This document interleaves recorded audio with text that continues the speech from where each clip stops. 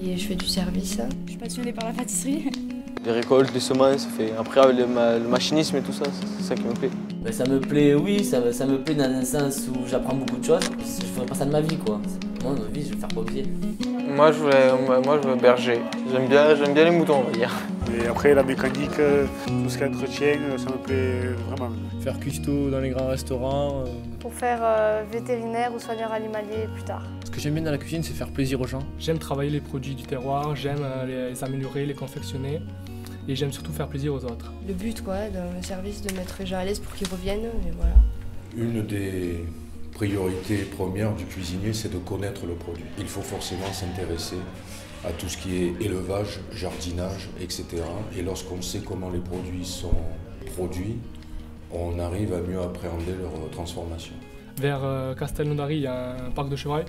Et ces animaux sont vraiment bien à travailler, parce qu'ils sont pas tout mous, ils tiennent, on peut bien travailler.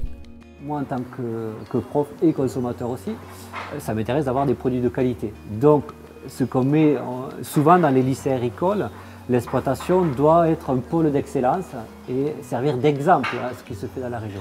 Donc, il est clair que travailler en label, c'est le minimum. J'aime tout à partir du moment où le produit est frais, il a été produit avec amour, dans le respect du travail de la terre, etc. Tous les produits m'intéressent. Je fais du blé dur, du tournesol, du maïs, sorgho. Et moi je sais que si mon frère n'avait pas repris l'exploitation de mon père, je pense que je l'aurais repris quand même. Ça m'embêterait de laisser tout un truc familial parce que ça date de mon arrière-grand-père.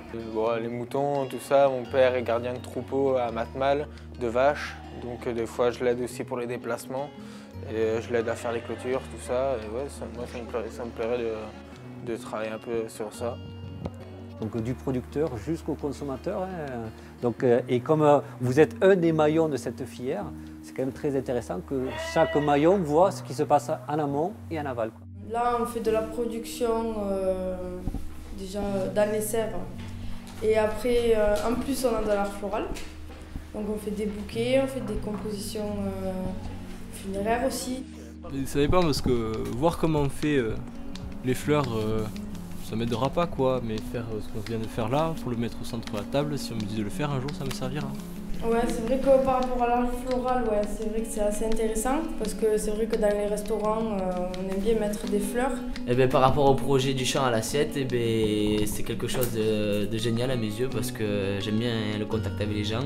On rencontre beaucoup de monde, d'autres lycées, tout ça. On fait connaissance, on apprend des choses chez eux, ils apprennent des choses chez nous. Je ne remarque pas, mais en fait, nous on travaille quand les gens ils mangent. Donc, exemple, vous prenez la pause de midi à 1h et moi je vais travailler de midi à 1h. Il permet déjà de faire travailler 3 lycées avec des formations différentes. Ça peut être intéressant parce qu'après on voit ce que font les autres, se découvrir des passions, tout ça. Et ça peut être intéressant. Par exemple là, goûter le vin, ça va m'être vachement pratique parce que je ne m'y connais pas du tout en vin. Savoir où est-ce que c'était, qu'on sentait les goûts sur la langue et tout ça, les différentes parties. Vu comment reconnaître au niveau de la bouche les différents pots pour reconnaître comment c'était acide, sucré. Donc, au début on a fait les tests avec de l'eau, puis après on nous a passé du vin. Elle nous disait vous allez reconnaître sur le palais que ça va être acide comme ça, et ouais, ça, j'avais jamais fait attention. Et en fait il suffit juste d'être initié, d'avoir un peu de vocabulaire. En fait, pas forcément de l'avoir, mais de savoir poser du vocabulaire sur des sensations.